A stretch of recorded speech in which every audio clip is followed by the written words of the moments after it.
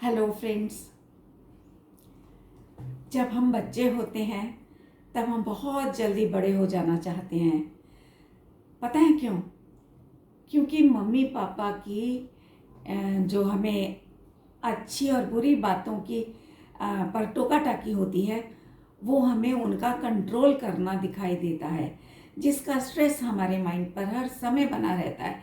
तो बड़े होकर के हम उससे छुटकारा पाने की चाह में जल्दी जल्दी बड़े हो जाना चाहते हैं और यही प्रे करते हैं जल्दी से बड़े हो जाएंगे तो अपनी मर्जी से अपनी खुशियों को जी पाएंगे, एंजॉय कर पाएंगे।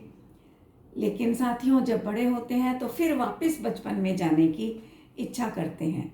तभी वो गाने बने हैं ना फिल्मों के, कोई लौटा दे मेरे प्यारे पल छिन, पुराने बचपन के। और वो इसीलिए बने हैं क्योंकि बड़े होकर के सबको बड़े होने की जो एक लाइबिलिटीज़ होती हैं, वो जब सामने संघर्षों से सामना करने को मिलता है तब उन्हें लगता है यार हमने तो क्या गलती करी, ना तो हम बचपन ठीक से जी पाए और ना हम अपनी अंगेज को ठीक से जी पा रहे हैं, है ना। तो बचपन में मिलने वाला पेरेंट्स का जो निस्वार्थ प्रेम होता था ना, वो हमें उनका कंट्रोल करना नज़र आता था, जिसका स्ट्रेस हम हर समय अपने माइंड पर लेकर के बैठे रहते थे। एक मेंटल स्ट्रोक से अधिक वो कुछ नहीं होता था हमारे लिए, क्योंकि समझ ही नहीं होती ना उस एज में अपने अच्छे बुरे की, इसलिए वो हमें एक मेंटल स्ट्रोक की तरह लगता था। और इस तरह से उस स्ट्रेस में ही हमारा जीवन पूरा बीत जाता है। फिर हम जब यंग होते हैं, फिर हमें जब प्यार मिलता है हमारे पार्टनर का, पेरेंट्स का प्यार अब पार्टनर के प्यार में बदल जाता है, पार्टनर आ जाता है हमारी लाइफ में, तो वहाँ भी क्या होता है, वो ही कंट्रोलिंग नेचर, लड़का हो या लड़की हो सबकी कंट्रोलिंग नेचर, है ना।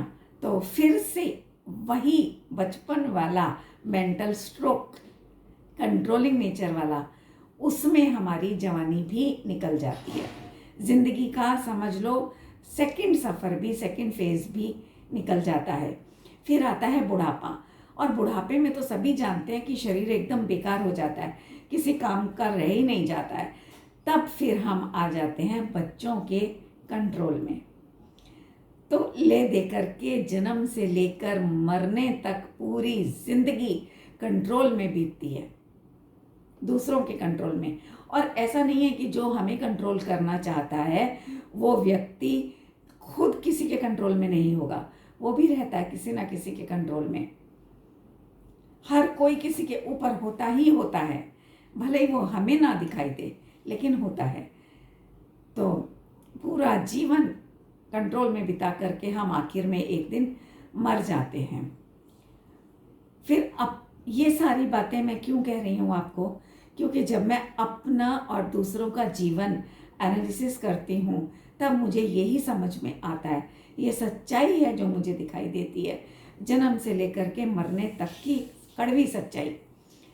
तो और जब जो व्यक्ति इस प्रकार एनालिसिस करके जीवन को, और जब समझ पाता है, कोई विरला, कोई 1-2-3% व्यक्ति इस सच को समझ करके खुद को चुनने का निर्णय ले पाते हैं, अपने को प्रायोरिटी देने का डिसीज़न ले पाते हैं।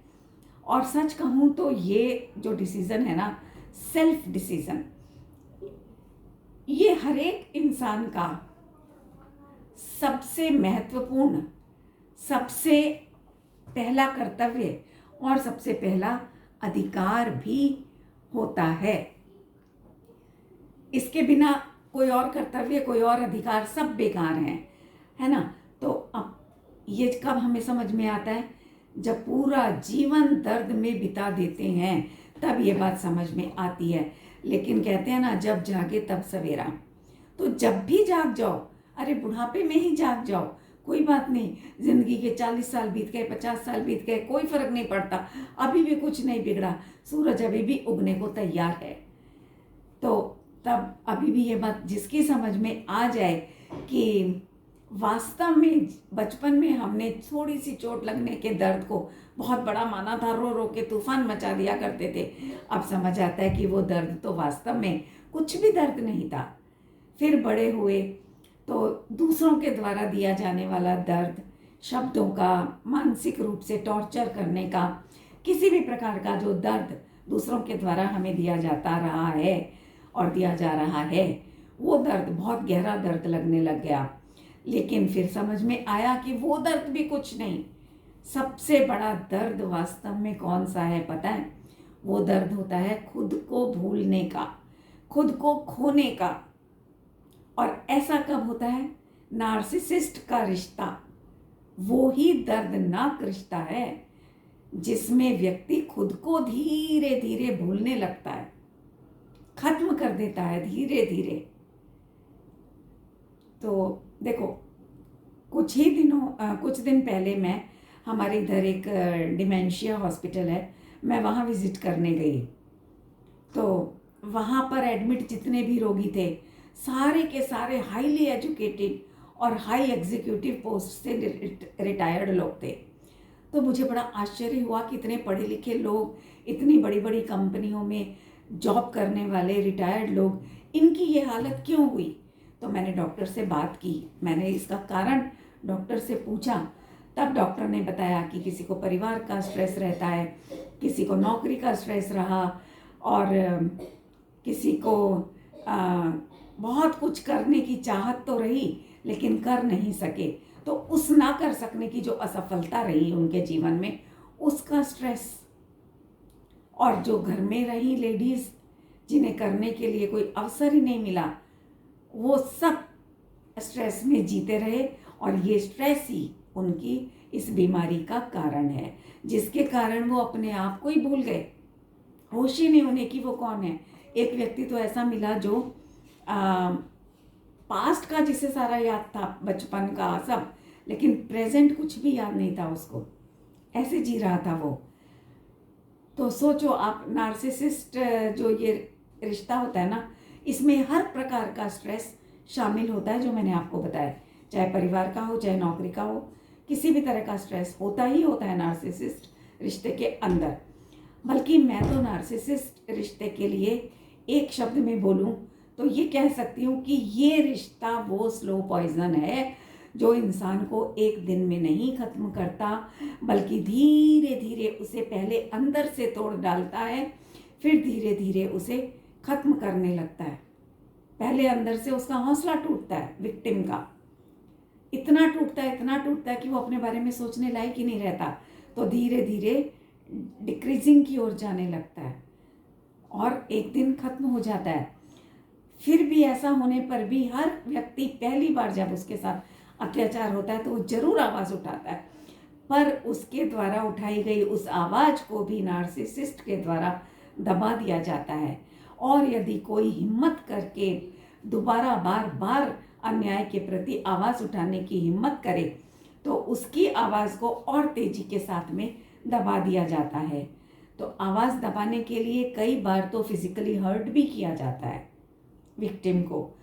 उसके इमोशंस को, अगर विक्टिम रोता है, दुखी होता है, अपनी तकलीफ बताता है, चोट लगने पर चीखता है, कराता है, रोता है, तो उसके उन इमोशंस को ओवर रिएक्शन कह करके उसे निराशा के, डिप्रेशन के गर्त में, मतलब गहराइयों में पटक दिया जाता है।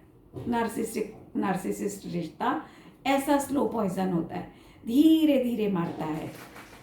और वो व्यक्ति निर्दोष होते हुए भी, जो विक्टिम है वो निर्दोष होते हुए भी उसी की नज़रों में उसे इतना छोटा कर देता है ये नार्सिसिस्ट रिश्ता कि वो विक्टिम बेचारा सर उठाने के नाम से ही डरने लगता है, उसकी आवाज़ नहीं निकलती, कहीं पर गूंगे जैसा हो जाता है। इस तरह वो धीरे धीरे मरने लगता है। उसे समझ ही नहीं आता कि वो गलत है या उसे मैनिपुलेट किया जा रहा है, समझ ही नहीं पाता।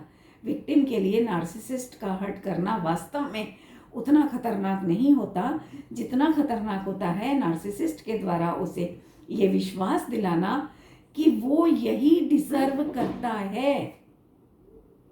विक्टिम ताने सुनना, अपमान सहन करना, पिटना, अब्यूज सहना, ये सारा विक्टिम को उसके अंदर तक, गहराई तक उसको ये एहसास करा दिया जाता है कि तू यही डिजर्व करता है, इससे आगे तेरी कोई हस्ती ही नहीं है। तो दोस्तों, यदि आप भी ऐसा कुछ फील कर रहे हो ना, तो आप भरोसा रखिए कि आपकी फीलिंग्स बिल्कुल सच्ची हैं। आप कुछ गलत नहीं सोच रहे हो, आप बिल्कुल ठीक महसूस कर रहे हो अपने पार्टनर के बारे में, या आपका कोई भी नार्सिसिस्टिक रिश्ता हो सकता है, उसके बारे में आपकी सारी फीलिंग्स, आपकी सारी समझ बिल्कुल सच्ची हैं। आपका दर्द भी सच्चा है। आपको नार्सिसिस्ट की बातों में भ्रमित नहीं होना चाहिए। माना कि सबको प्यार की ज़रूरत होती ही है, लेकिन साथियों, एक बात बताओ, किसी दूसरे के प्यार की कीमत यदि खुद को खोकर के चुकानी पड़े, तो वो प्यार मेरी नज़रों में तो थूकने लायक भी नहीं है। सोचो, उस वॉश बेसिन से भी खतरनाक घटिया है वो प्यार, जिसमें हम अक्सर थूक देते हैं और फिर भी उसकी साफ सफाई करके रखते हैं। तो ये प्यार तो वो थूकने लायक भी नहीं है। ऐसे व्यक्ति का प्यार तो भूल जाना चाहिए। क्योंकि आप पता क्या गलती कर रहे हो, आप कंट्रोल को प्यार मानने के धोखे में अभी तक जी रहे थे। जिस क्षण आप इस सच को स्वीकार कर लेते हो ना, उसी क्षण से आपकी जो पीड़ित फीलिंग्स थी, भावनाएं थी, उनकी हीलिंग शुरू हो जाती है। इस सच को स्वीकार किए बिना आप कितने भी डॉक्टर्स के चले जाओ, कितनी भी मेडिसिन खा लो, कितने भी एलोपैथिक, नेचुरोपैथी, आयुर्वेदिक, होम्योपैथिक, कोई भी आप इलाज करवा लो, आपकी फीलिंग्स हील नहीं होने वाली, ये गारंटी है। अगर आपको अपनी फीलिंग्स को हील करना है, हेल्दी रूप में जीना है, तो सिर्फ और सिर्फ एक ही काम करना पड़ेगा कि इस आपके दर्द के सच्चे कारण को समझना पड़ेगा। जिसे आप प्यार समझने की भूल कर रहे हो, वो प्यार नहीं, वास्तव में आपके लिए एक स्लो पॉइजन है।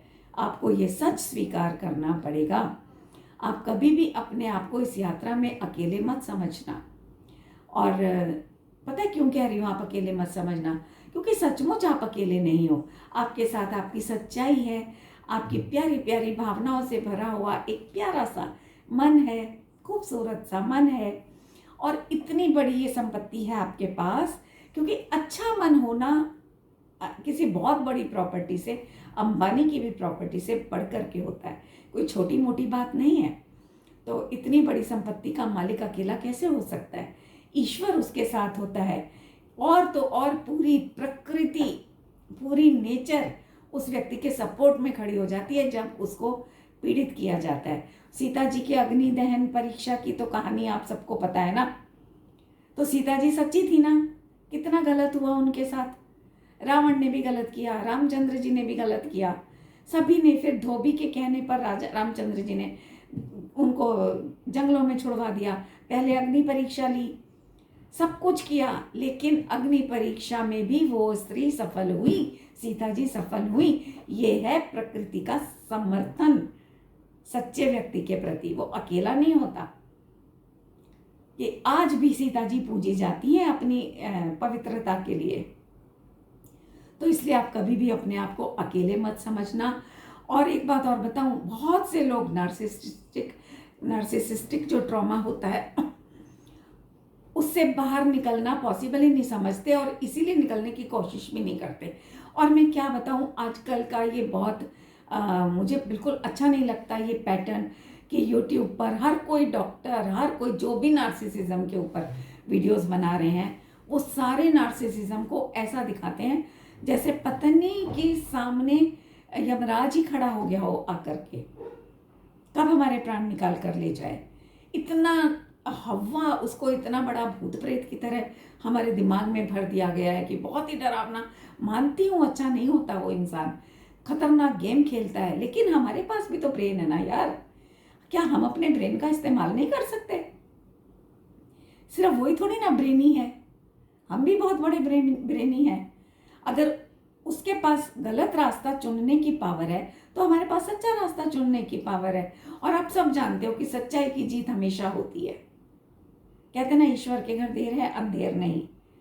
तो ये वही बात है, आप अपनी सच्चाई पर टिके रहो, वो अपनी बुराइयों पर टिका है तो आप अपनी अच्छाइयों पर टिके रहो। तो बिल्कुल निकलोगे आप उसके ट्रॉमा से बाहर।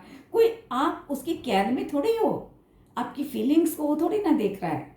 आप मत हर्ट हो, उसी को हर्ट कर दो। आप ऐसे काम करो कि वो हर्ट हो जाए।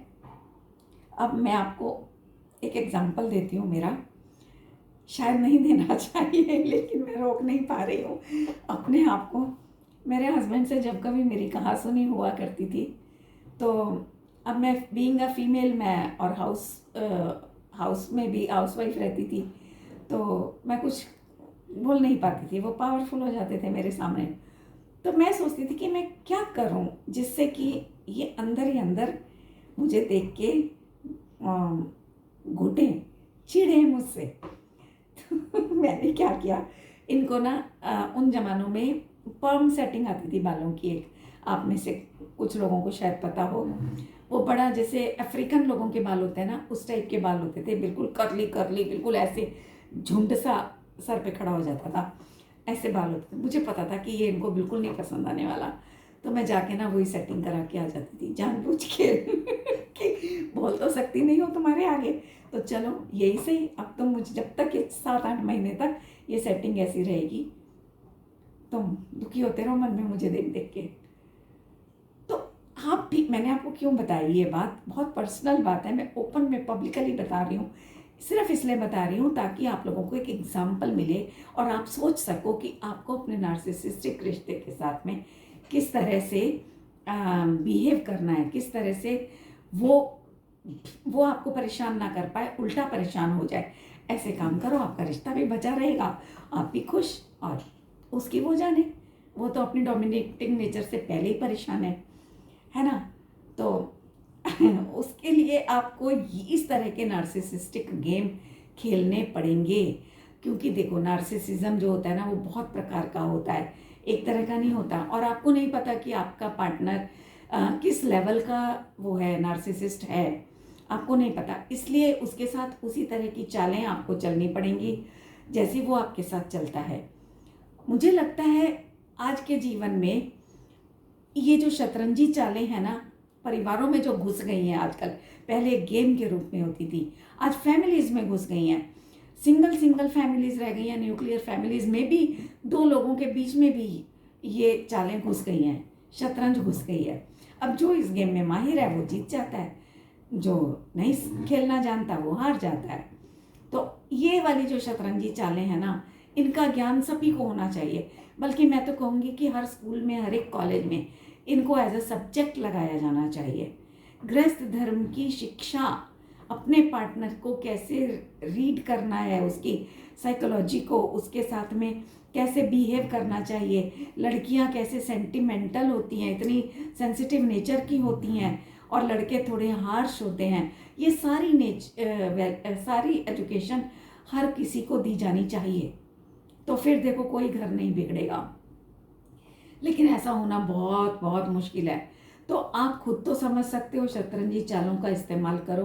क्यों कह रही हूँ ऐसा, क्योंकि हर एक कदम पर एक नार्सिसिस्ट होता ही होता है, आपको मिल जाएगा। एक कदम बढ़ाओगे, दूसरे कदम पर आप नहीं समझ पाओगे कि नार्सिसिस्ट है या क्या है, और 99% सामने वाला नार्सिसिस्ट होगा। हर एक कदम के बाद आपको एक नार्सिसिस्ट का सामना करने को मिल ही जाएगा। इसलिए मेरी प्यारी बहनों, मेरे आदरणीय भाइयों, ये कभी मत सोचना कि मैं आपको चालाकी करना सिखा रही हूँ। नहीं, ये चालाकी नहीं, ये आपकी समझदारी है। मैं आपको समझदार होने के लिए प्रेरित कर रही हूँ, जिससे किसी का भी नुकसान नहीं है। ये ऐसी चालाकी है जिसमें किसी का नुकसान तो है ही नहीं, उल्टा आपका भला है ना।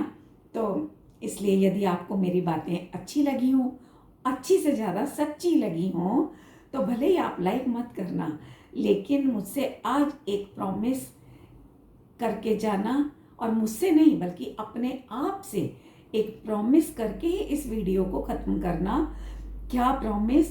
कि आज से, अभी से आप अपने आप को पहले नंबर पे रखोगे, खुद को चुनोगे, अपनी शारीरिक और मानसिक सेहत के लिए सबसे पहले काम करोगे। अरे आप बताओ, आप स्वस्थ रहोगे तभी तो दूसरों को स्वस्थ रख पाओगे। कहते हैं ना, एक लड़की अगर एजुकेटेड है तो वो अपने बच्चों को एजुकेट कर सकती है। अनएजुकेटेड लड़की क्या करेगी? कुछ नहीं सिखा पाएगी। इसी तरह से आपको भी खुश रहना होगा, तभी आप अपने परिवार को भी खुश रख पाओगी। और सच बताऊं तो मैंने पहले एक वीडियो में भी बोला है कि आपकी खुशी आपके नार्सिसिस्टिक रिश्ते की सबसे बड़ी दुश्मन है, सबसे बड़ा बदला है आपकी खुशियाँ। तो अपनी खुशियाँ चुनिए और खुश रहिए, मस्त रहिए। बाय।